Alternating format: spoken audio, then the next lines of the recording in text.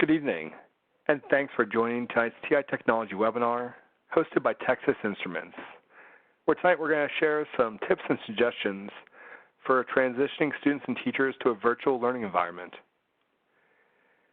My name is Mike Houston, and I'm the moderator for this event. I teach algebra and calculus near Pittsburgh, where I use TI technology to make tough-to-teach, tough-to-learn concepts accessible to all my students. Tonight we're lucky to be joined by Rick Snow. Rick is a T-Cube National Instructor who was the first person to use TI handheld software while teaching students in an online environment. Rick's taught distance learning in Newfoundland and Labrador, Canada for over 10 years using both the TI-D3 and the TI-Nspire CAS. He is now a program specialist for the professional learning with the Newfoundland and Labrador English School District, whose role involves delivering professional learning in online formats using digital tools. Rick is also a nationally certified instructional designer with the Canadian Association for Instructional Design and has a level 1 teacher certification with Google. Most importantly, he is a husband to his wife, Joanne, and a father to a 14-year-old girl named Morgan. Rick, thanks so much for joining us tonight. Thanks for having me, Mike. We're expecting a large crowd tonight, so your audio is muted. Feel free to send any questions to Rick using the Q&A window on the right side of your screen. We'll also be using the chat window tonight to send general messages. As a reminder, the session is being recorded, and we'll provide a link to the event certificate of attendance at the conclusion of the event. Tonight, we hope you don't have any audio issues, but in the event that you do, try selecting Communicate from the very top of the WebEx menu and choose Audio Broadcast. At this point, Rick is going to discuss our agenda. Yep. Basically, we're looking at talking about transitioning into the virtual environment. We'll talk a little bit about synchronous and asynchronous learning, what those are, and how they perhaps may interchange. We're going to talk about relationship building in a virtual environment, office setup. I think formative assessment is a good conversation for us to have this evening. We're going to talk about how to keep things interactive and engaging and to keep the attention of students when in a virtual environment. We're going to talk a little bit about recording videos, doing some screen captures, talk about the importance of virtual office hours, and that should take us the full hour. Thanks so much. And Rick, at the end, make sure everyone sticks around because we'll be giving away to one lucky winner a T-Cube Summer Workshop registration. So Rick, let me give you control. Feel free to share your screen. Okay, so I'm just looking at the options here. So let me first make sure, Mike, that we're able to see what's happening on my screen. So can you just briefly let me know what it is that that you can see from your end there? Just check to make sure that everybody's seeing what they should be seeing. Yep, looks like the title slide from your PowerPoint. Okay, good. Okay, so Mike, are we ready to go? Yep, I'm ready. Okay. So, good evening, everyone. I'm assuming it's evening where you're at. For me, it's a little bit later in the evening. It's 9:30 Newfoundland and Labrador time, and we're going to have a conversation about virtual learning and the TI-Nspire. So, our agenda basically is what we outlined earlier, talking about, and we're going to distinguish synchronous learning and asynchronous learning. And within the whole notion of synchronous learning, we're going to talk about office setup, relationships, interactivity, formative assessment. And for asynchronous, we're again going to revisit the whole notion of relationship building. We're going to talk about creating content, whether that be by recording videos, developing notes or screen captures, and we'll end off with some final thoughts with a blog post that was written last week. So let's get started. I think it's important at the very beginning here to define what virtual learning is. And for me, virtual learning involves two components. The first component is what I'll call the synchronous component. And that basically involves communicating, mutual communication or conversation in real time. So, and that's often done with video and audio. And some examples of some tools that you could use for synchronous teaching or synchronous communication are listed here. We happen to be using WebEx tonight. So WebEx is our synchronous tool for this evening. And we could add Zoom here. There's lots of different tools. I'm just listing a couple here on the screen for purposes of illustrating examples. In addition to that, there's the asynchronous learning or the on-demand learning, so to speak. And that's basically where things are a little less interactive, but the access to learning is still there. Some people may use Google Classroom, learning management systems, blogs, discussion forums, even Twitter and Facebook. Okay? So there's the definition between asynchronous and synchronous, and both of those can be combined and mixed to have a virtual learning classroom. So I think that for us, we should start with synchronous teaching and learning. We'll start with the synchronous side first, that real-time collaboration, similar to what we're doing here now. Okay? And the first thing I want to talk about is office setup. Because for those of us that have now realized that we're in a situation where we're transitioning perhaps to our home environment and teaching from home, office setup and making sure that things are in a way that allows you to be as productive as possible is very important. So I'm going to show you my setup. So if you were in my house now and in my room, this is what you would see. Okay, you would see my laptop connected to an external monitor where I'm using the extended desktop on my laptop so that I'm able to have two different screens and different things going on at different times. And we'll talk about that in a bit. Of course, I also have the webcam that's in my laptop, and I've got an external webcam that I would normally use for virtual sessions as well. In addition, especially for those of us that are mathematics teachers, we like having the ability to write in a classroom. So if we're going to write in the classroom, I use a Wacom tablet, for example. And I've just got a quick picture of that there.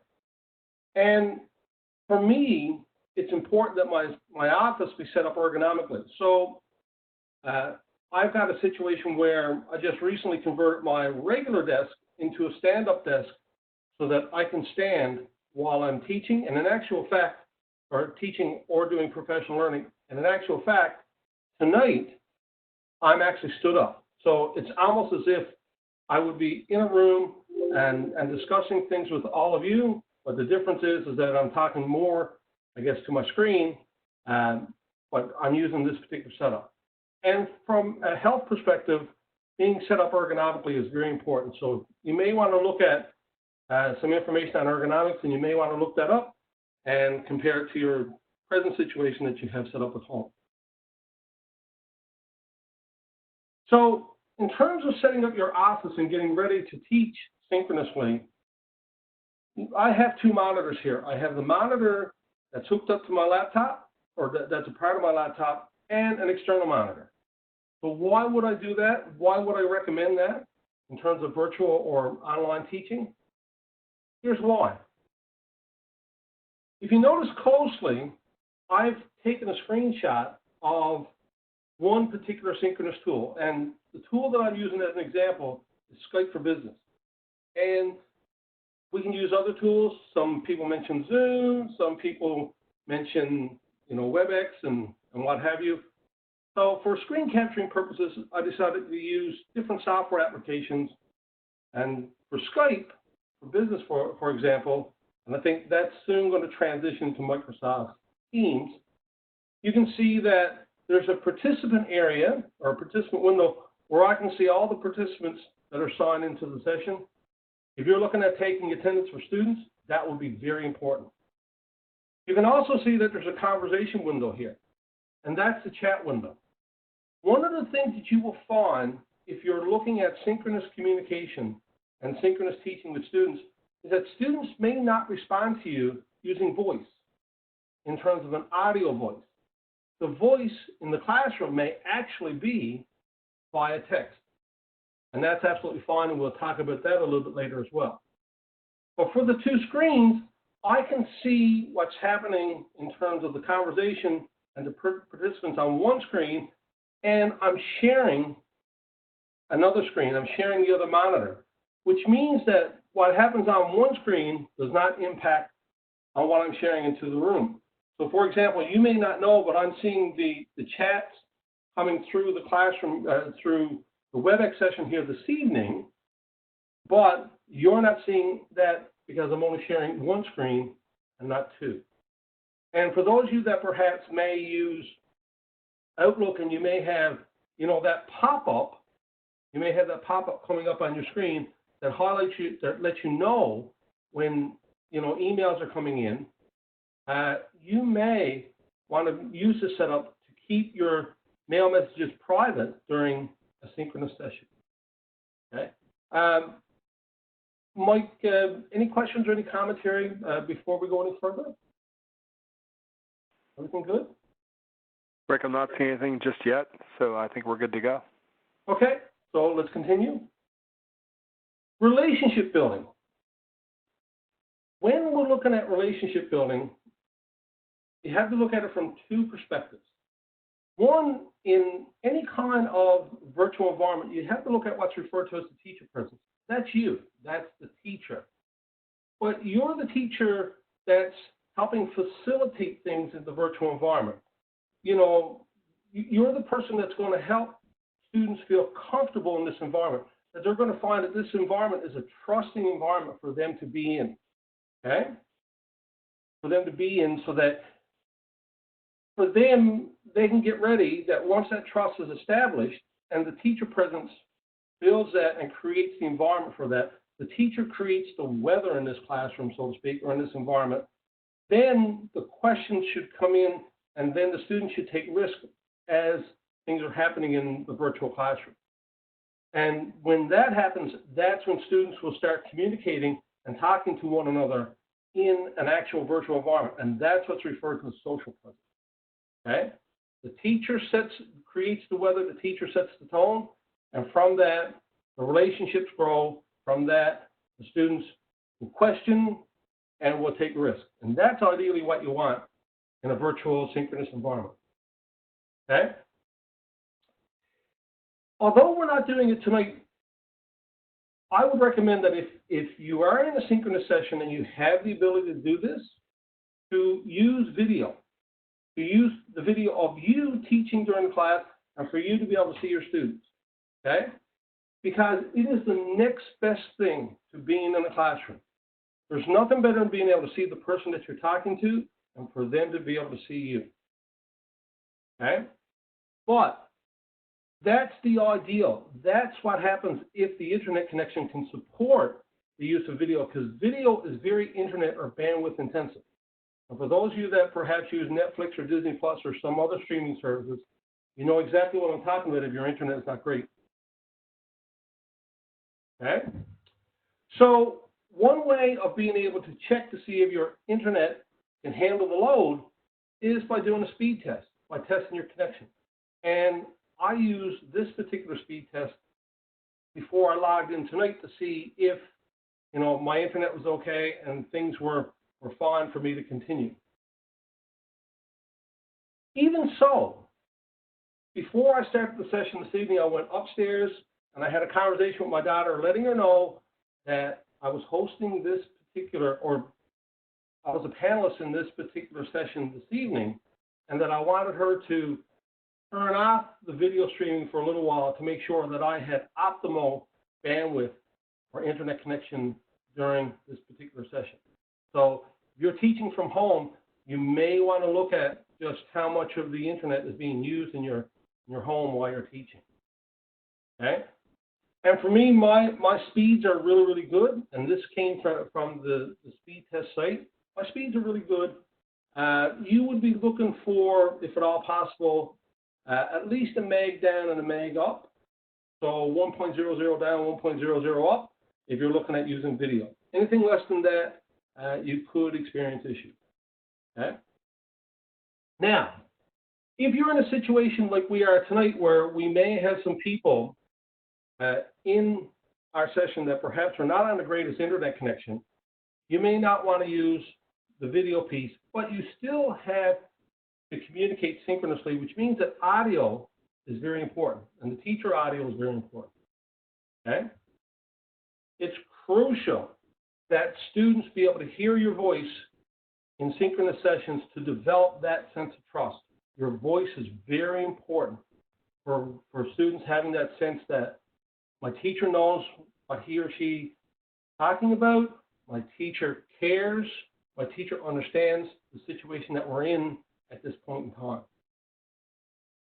So I'm recommending that when you get ready to teach synchronously, that you really pay attention to your voice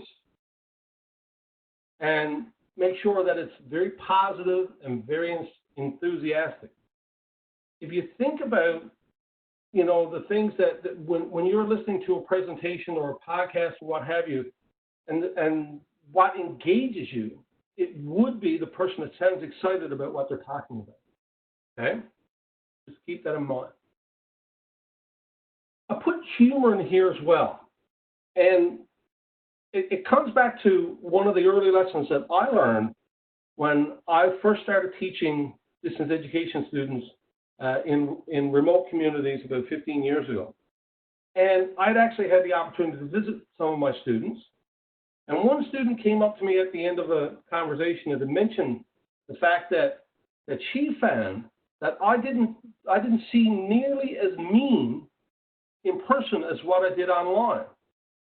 And when I asked her why, it was the tone of my voice. So for me, I made sure after that was a problem that would never occur again. So I always let them hear me laugh. I always used humor in my classroom.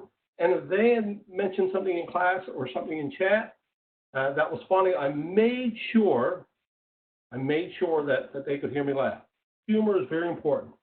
And if you want students to learn, a positive emotion attached to the learning increases the likelihood that learning is going to take place as well. Keep that in mind.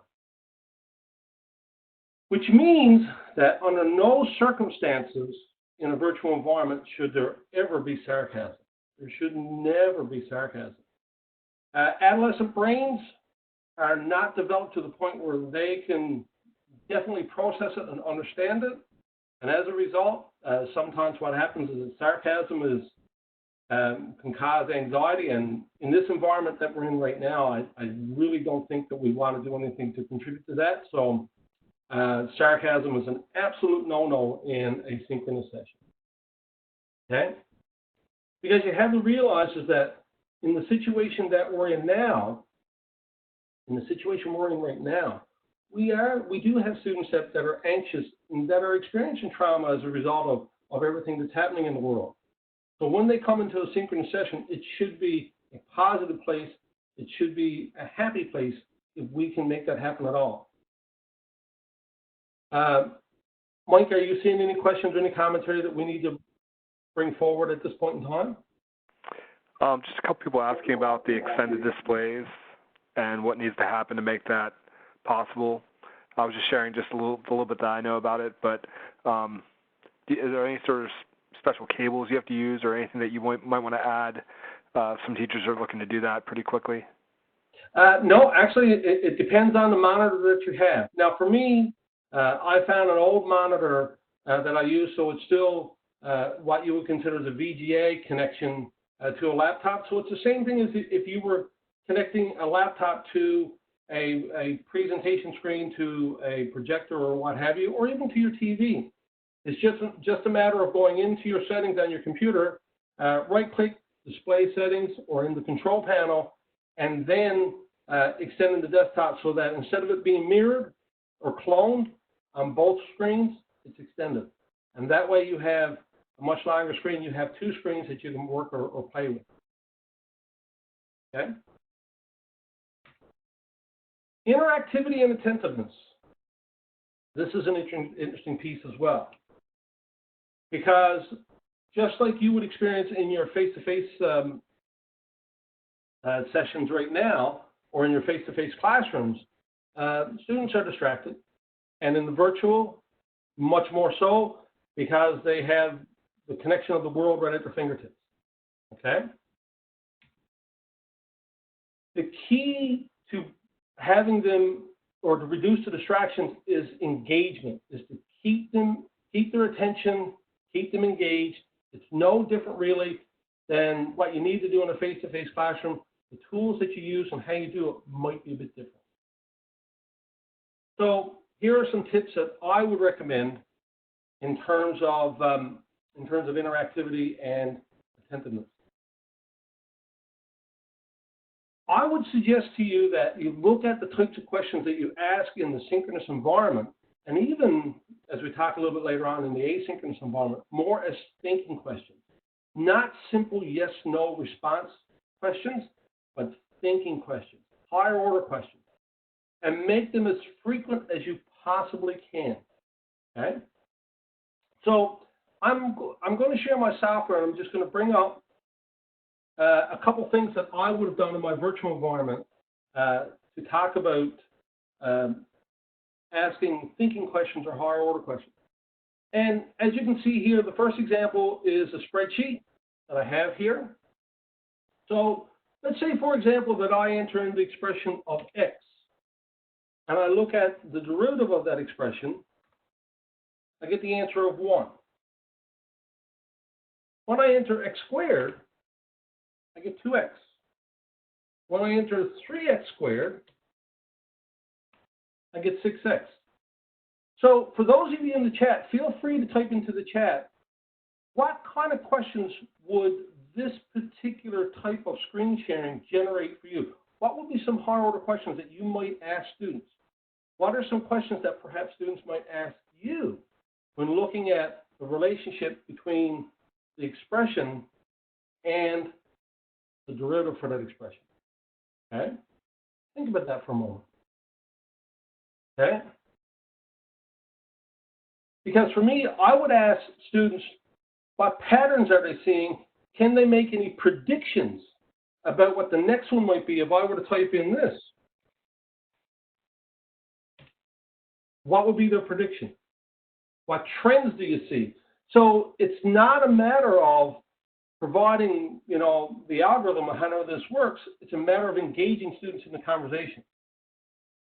The same way, if we were to look at this particular example, where we're looking at the original function and its associated derivative, where we just might grab a point and ask students what happens when we do this.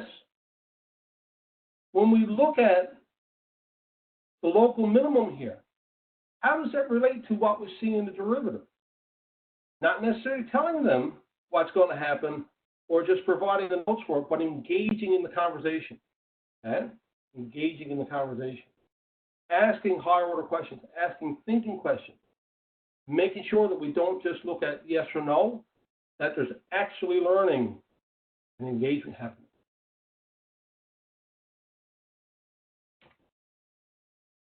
One of the things that you'll find as well in the virtual environment, okay?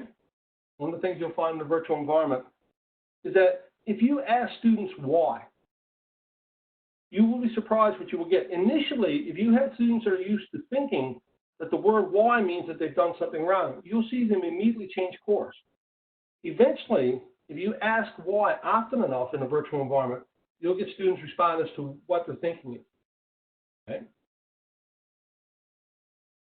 Get students to do the work in the synchronous environment. One of my things that I always did is that if at all possible, I got students to write on the whiteboard, if there's a whiteboard in the tool. And if I were sharing the TI-Nspire software or other software, I'd give them desktop control and I'd have them manipulate it for me. One of the reasons for that was to ensure that when students manipulated the software, that the speed at which the keystroking or the presentation took place was not from somebody like myself who had proficiency in it, but from perhaps a student that needed to see it happen a little slower. So the students determined the pace of the lesson, so to speak. Okay. You'll also find in the synchronous environment that students may not respond to you with voice in terms of audio, but they'll text you. Is that fine? Absolutely so. And you know, some of you are having conversations in the chat area now, and that's fine as well. Solicit feedback often, and if at all possible, use the polling tools that are available to you in the synchronous software. Mike, any questions or any commentary before we go any further? Lots of commentary. 2 questions I was able to pick out. One was, is there a certain number of maximum students you'd suggest looking at a synchronous environment? It depends on the level of activity that you're looking for. If you're looking at a pure lecture format where there is no feedback coming back, then I think the numbers can be really high. If you're looking at interactivity where there's student-teacher conversation and engagement, then you're looking at keeping class sizes close to what you would have in a regular classroom, whether that be 25, 30, or what have you. Okay? Great. And then the second one was possibly dealing with some different language barriers. If your students primarily speak Spanish and they're trying to use the TI-Nspire, is there anything you would recommend for them to deal with that, or how to deal with that? That's a good question. I would suggest that if you have language as an issue and you're looking at using the software, I think one of the things would be perhaps you might need to develop some supplemental material, some notes for them to look at so that they can really take the time and go through things. Or depends on their proficiency in English, even though it's a second language, you may want to record things in video format so that they can stop and rewind and play and what have you. I was thinking also it might be really easy if that would be helpful to change the actual language of the calculator as well for the menu items. And that's certainly an option as well. Yep. Thanks so much, Rick. Formative assessment is the next area we'll look at. And for formative assessment, for those of you that are used to using TI-Nspire Navigator, to my knowledge, there's no online version of TI-Nspire Navigator.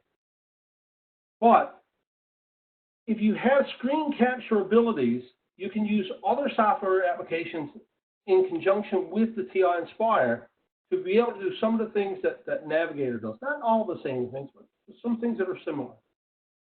And to do that, you're going to look at the question type that you would have for the Nspire and the ability to create a question using the Nspire software. Okay? So, for example, if we were to look at creating this particular type of question, you know, for formative assessment and doing a screen capture on that, then perhaps if we were to go back to the software for a moment and look at creating that application or that type of question, okay? So here, if we add an application, the first thing I might want to insert is a graphs page and just graph the line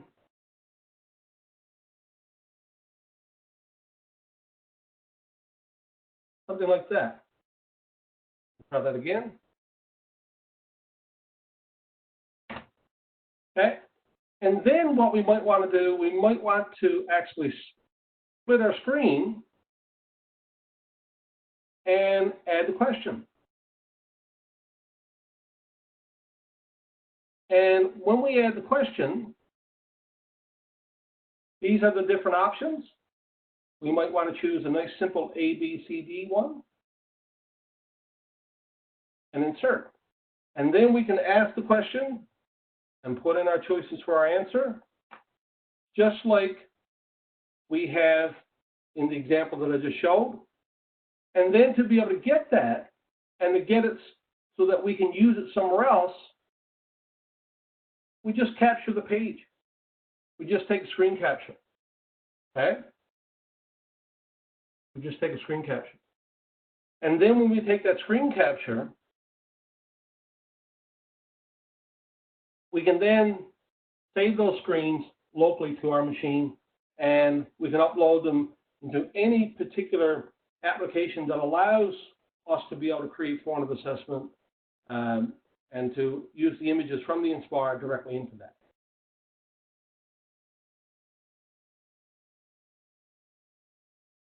To take it a step further, I'm just using Google Forms here as an example because some of you may be familiar with Google Forms. Google Forms allows the user to actually add images to questions and to choices within questions. So you can see here that I've created a real quick formative assessment question using a combination of Google Forms and TI-Nspire.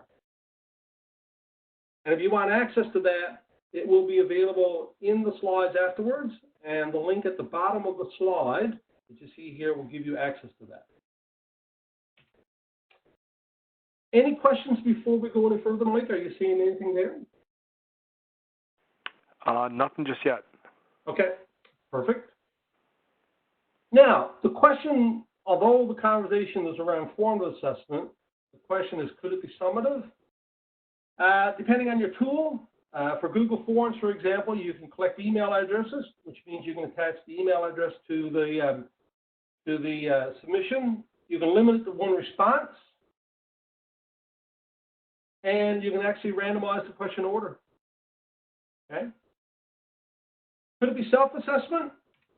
Absolutely. All you have to do is release the grade immediately after the submission, and then it becomes self-assessment. I'm going to pause here for a moment, Mike. Anything overall happening in the chat area here that before we move on to the asynchronous side? I think just a lot of people are discussing how they're responding to students. I know I think Vicki sharing that she has certain office hours she has to keep and what she's been using during those office hours to communicate with students, and other people are responding with their ideas as well. Yeah. Yep. Excellent. Asynchronous. Let's look at what we can do in terms of on-demand learning. And again, I'm going to come back to the whole point of relationship building. And that is extremely important in a virtual environment. If you were to start it with students that were virtual, building those relationships would be a little bit more difficult to do at the beginning, and it would take a little bit more work. For those of you that are transitioning from the classroom into the virtual environment, what you'll find is that you have a lot of those relationships already established with your students, which is good. So the question then will be maintaining those relationships. And again, I'm going to point you to the fact that for you as a teacher, you create the weather in the virtual environment. You create the tone and the presence, and from there, if you create the environment where there's trust and the relationships are built, students will converse back and forth, and you'll have your social presence.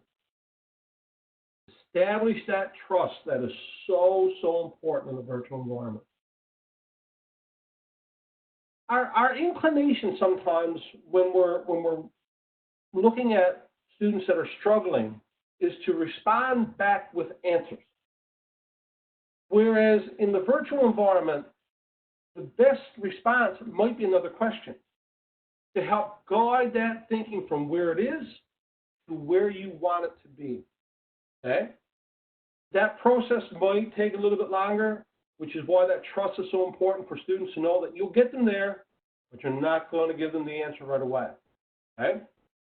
So respond with questions rather than immediate answers.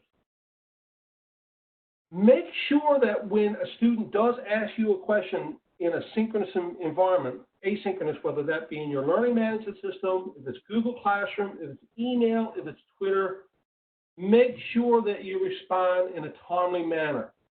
To the student that's in the virtual environment, and they're at home at this point in time. They are by themselves. As a result of that, the question that they ask you from their perspective is the most important question that they have. And nobody else's question matters because it's their question. They are on their own. It's important.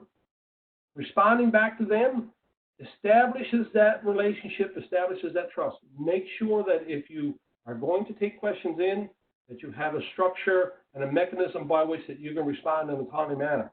I would suggest that, given the fact that that we're all experiencing, I think, different levels of anxiety and trauma as a result of the situations that we're facing now, that responding as soon as the questions come in and responding late in the evening and early in the morning could have a negative impact and create a negative expectation or an unrealistic expectation. But if you set the time which you're going to answer, and students know that you're going to answer within that time, you're okay. You're okay. Here's an environment and here's a structure where if you've got the social presence created, where students should be able to help respond to one another.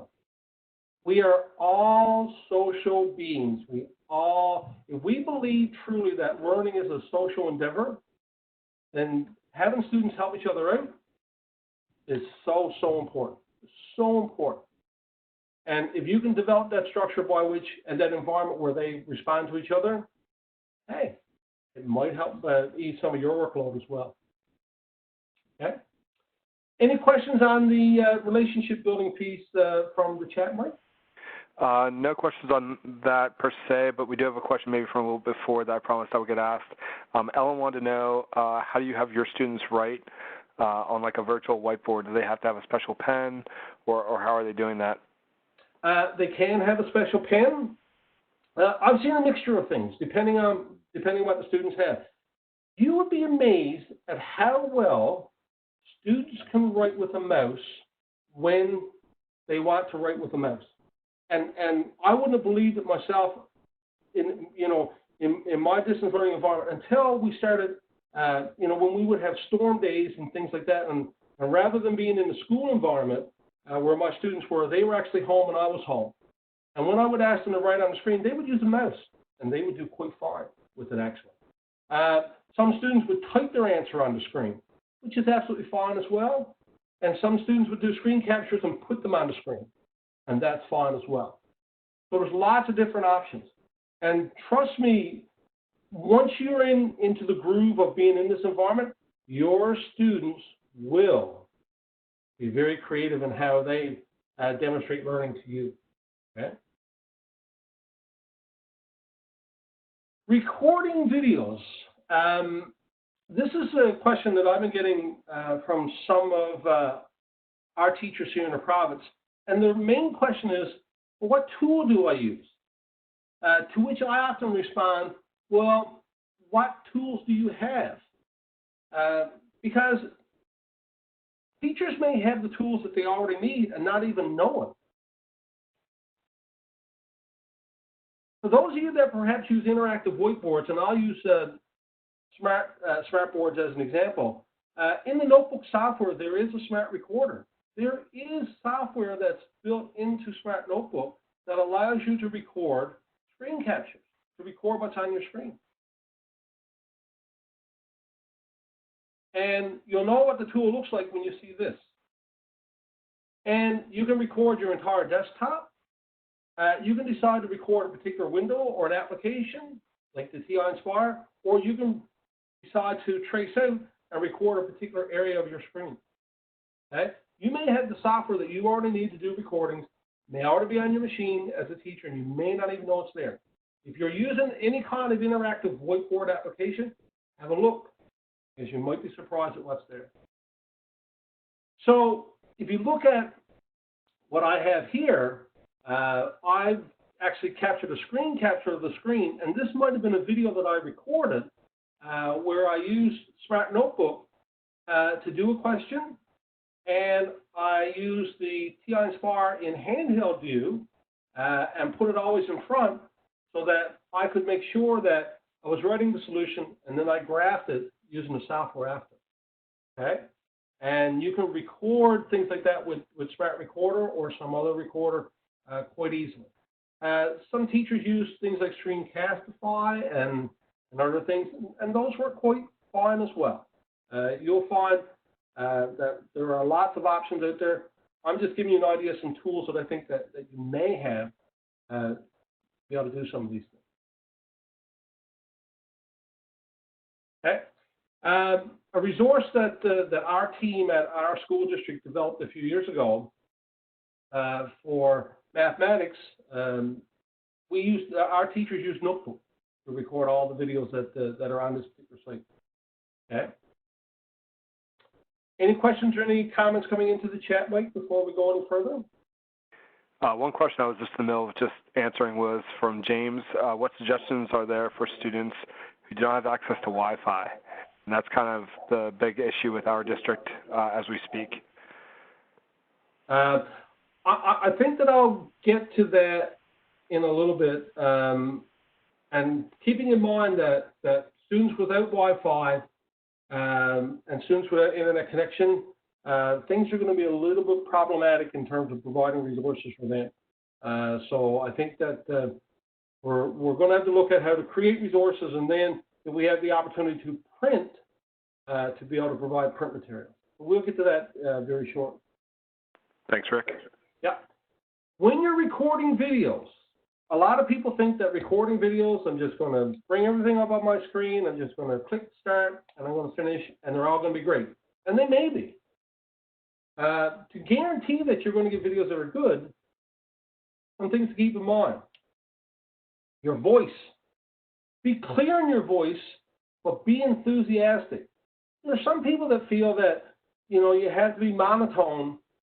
Research is clear. Monotone is not the way to go. If you're passionate about mathematics, let that passion come through in your videos. And talking fast is fine, because talking fast shows that you're enthusiastic, that you're engaged. That monotone, that robotic voice, not a good thing to be using in videos. It doesn't engage the learner. If you're looking at image or text and you're going to put it on the screen, people like to decorate slides. And in actual fact, the research from Dr. Richard Mayer on cognitive theory for multimedia learning says that if what you're putting on a screen is not relevant to the learning that's taking place, don't put it there. Okay? Don't put it there. It looks pretty, but it's not relevant. In actual fact, it can distract the eye away from the learning that's taking place to the image that's not relevant. Keep that in mind. Make sure you look at optimizing the room or the real estate you have on your screen, but don't clutter your screen. It's not an option of jamming everything on. It's a matter of recording things and it being clear and easy to read. Create eye following, and that's an interesting one. You can put up the entire work solution to a math problem and talk through it. That's not near as engaging as somebody writing out the solution with a pen, and not near as or releasing things step by step and talking about them. Your eye will follow what happens in the video. Your eye will follow what happens on the screen. Just keep that in mind. You want the person paying attention to what's happening. And if it's just one straight screen capture and you're talking over, then there's nothing for the eye to look at. 3 to 5 minutes maximum. Get to the point and get in when it comes to video.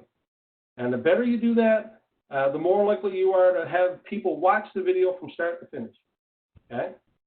And as an experiment, go into YouTube and watch something that you're not really interested in and see how far you get. I've done it with teachers, and I've got teachers that do not find things overly exciting, and I've got at most a minute before I can find they're in the room and they're distracted. And if you're going to look at a lesson as being, you're going to introduce the topic, and then you're going to do example 1, example 2, and example 3, then the introduction is one video, example 1 is another, 2, 3, and 4. They are all separate videos. And if you think about differentiation, a student may only need to watch one video and get the concept. A student may need to watch all of them to get it. Okay? And if you break it up, you give students choice. You may think that if you record your class and then just go in and get some editing software and chop it up, research is clear. That's not necessarily the way to do it, because what you do in a recorded class in a live session is not exactly the same as what you would do if you were to break it up and do it individually. And do you need to record all the screen? Are there things that you're going to capture that you don't really need? If not, look at capturing the region of a screen. For example, with the Nspire, if you were recording the Nspire software and you were doing what I did earlier on and dragging the point, then you may only need to capture the window and not the handheld side of the software at all. And this is a big no-no. Make sure that when you are presenting, whether it's in the synchronous environment or the asynchronous environment, don't have everything typed up and read it off the screen. And again, research is clear on this as well, that there are two channels for learning, the auditory channel and the visual channel. And if the same information is coming in from both channels, that confuses the brain. Some people will tell you that when they're in a presentation and they're watching the presenter read off the screen, that they get annoyed, and sometimes they find it, or that they get a headache after the session. And the reason being is that you're overloading the brain. You need to have different inputs, different information. Okay? And you also got to think about what kind of device that the end user is going to use. Because if you're going to record videos from mobile, then you got to realize your real estate for your screen is very small. You have to keep that in mind as well. Mike, any questions before we go any further? Rick, I'm not seeing any. Okay. I think we're good. Okay. Developing notes with screen captures. And just remember, you know, the whole idea that if it's not relevant to the learning, don't include it in your notes and your screen capture. Keep it clean, keep it simple, keep it focused on what you're learning. Okay? Now, if you happen to be the type of person who gives students notes after the class is done, look at your notes. Are they clear? Is there a flow to your notes? Okay? Is there a flow to your notes? Can the student take your notes from your class and to be able to easily get the information that you want them to get? If not, then you may want to look at developing notes outside of what you do in your synchronous teaching. And again, real estate is key. If you put too much information on a screen, it's confusing. Okay? It's confusing. Use more pages if you have to. Digital format, or fine for trees. You got to ask yourself, can your notes be printed and act as a standalone resource? And this comes into the students that perhaps do not have internet connectivity. Is there a way for them to be able to take the notes that you have and to be able to print them and to be able to get them distributed? Now, I know in the environment that we're in, that's extremely problematic. But if you look at developing your notes for the digital online environment that can also be repurposed for that format, you might want to consider that as well. And we're going to look at a quick example in a Google Doc. And I'm going to bring up this particular one. And I don't know about you, but for me, I've been looking at the math behind some of the results for the testing positive for the coronavirus. And this is our Canadian curve at this point in time. Okay, this is our Canadian curve. So when you look at screen captures, again, we looked at in the software how to do a screen capture. So I'm going to go back to the software again, and I'm going to scroll down to this particular graph, and I'm going to take a screen capture of that. Okay.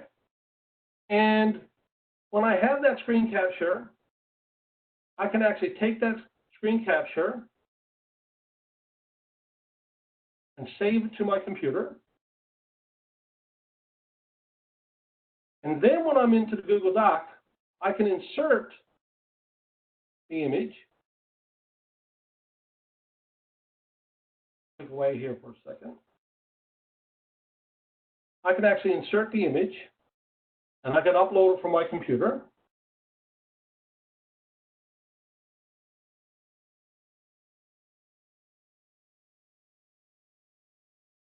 So just let me go into my file structure here for a second, just so that we have it.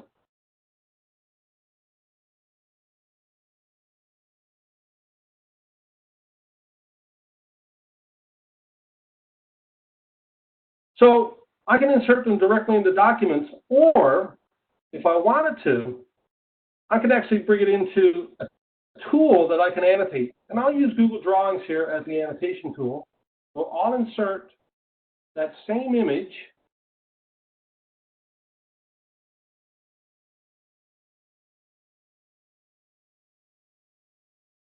and of course, if I decide to do so, I can create arrows here. If I wanted to, I could create callouts. And inside of that Google Doc, I can insert that drawing. And if I have this done right, and we're just getting close to the end of our time, should have that drawing there. Okay, so if I go back up, I can see my Google Drawing has my arrow and my call out, and this is how we can do annotations. Okay, let me get back to my presentation here for just a second. And I've got that example linked there, and I think Mike is sharing the files after. Mike, we're getting ready to clue up, I think. Any questions from the chat area that we need to address? There's been a lot of talk. I didn't notice any that jumped out at me at the last few minutes here, so I think we're okay. Okay. Final thoughts as we conclude the webinar here this evening.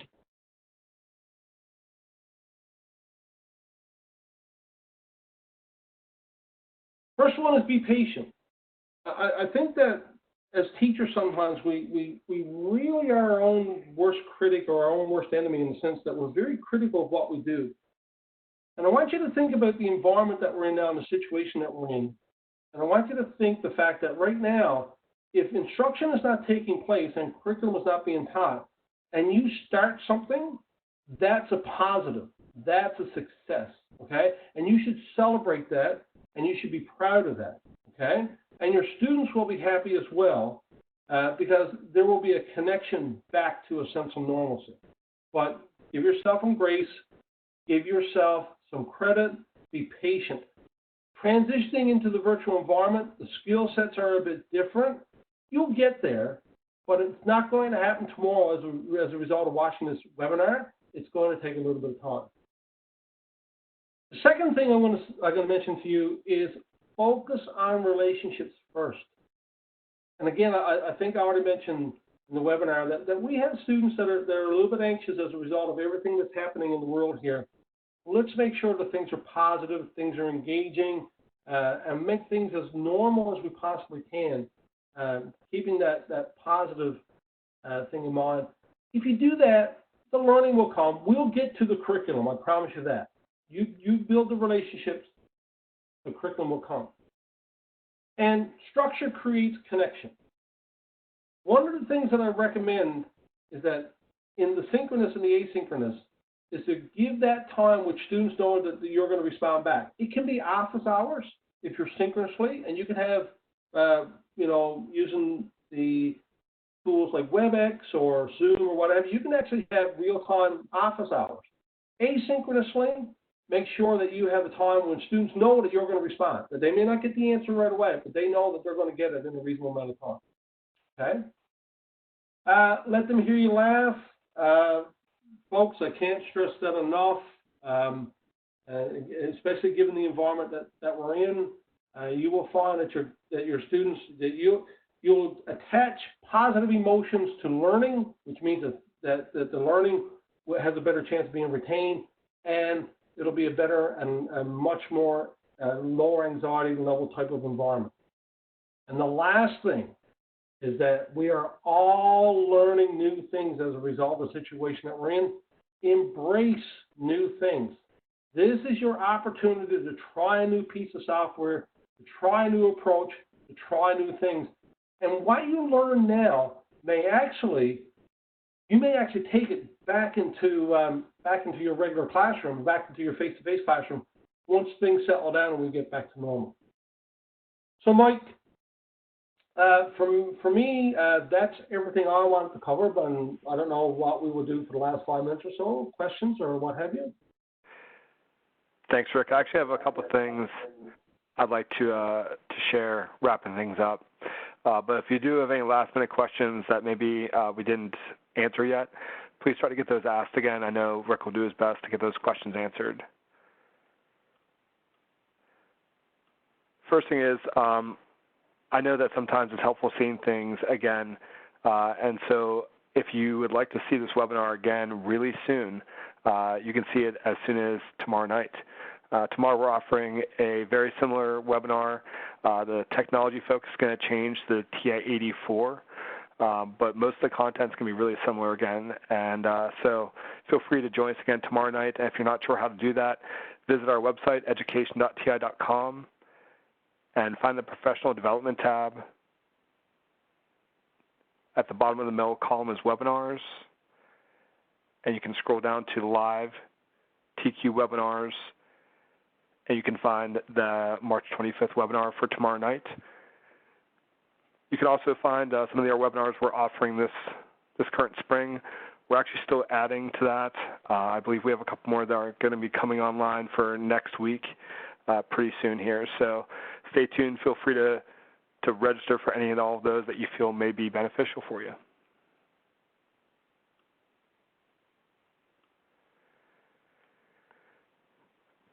We're really excited that we have some excellent T-Cube summer workshops that are coming to your area this summer. It's a great way to keep your skills up and maybe learn something new, new content, new pedagogy, new technology. So please visit our website to learn a little more.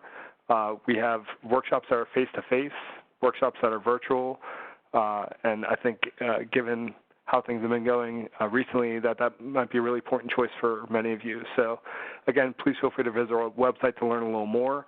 We mentioned at the beginning of the webinar that we're giving away to one lucky winner a T-Cube Summer Workshop registration, and tonight's lucky winner is Tina Hill. So Tina, congratulations. We hope to see you, Tina, as well as everyone else at a T-Cube Summer Workshop. And Tina will be in touch over email in the next couple of days to give you a little more information. To receive your certificate of attendance for tonight, go ahead and click the link that just appeared in the chat window. Also listed as a link for the documents for tonight. I wanted to mention that in case you didn't see it in the pre-event slides that we were rolling at the beginning, TI is really doing a great job at trying to make sure that you have the resources that you might need, especially in these changing times. So they're offering things like the TI-Nspire app is currently free to anyone that wants it for through the end of April, I believe. The software that we offer for TI-Nspire, as well as the TI-84 software, is free for 6 months. And all of those, all the information, all the links to get all of that is in the documents link that I just sent out. It's in the PDF that's titled Pre-Event Slides. If you're watching this on demand, go ahead and copy that link into your favorite browser to receive your certificate. Rick, thanks so much for everything you put together for tonight.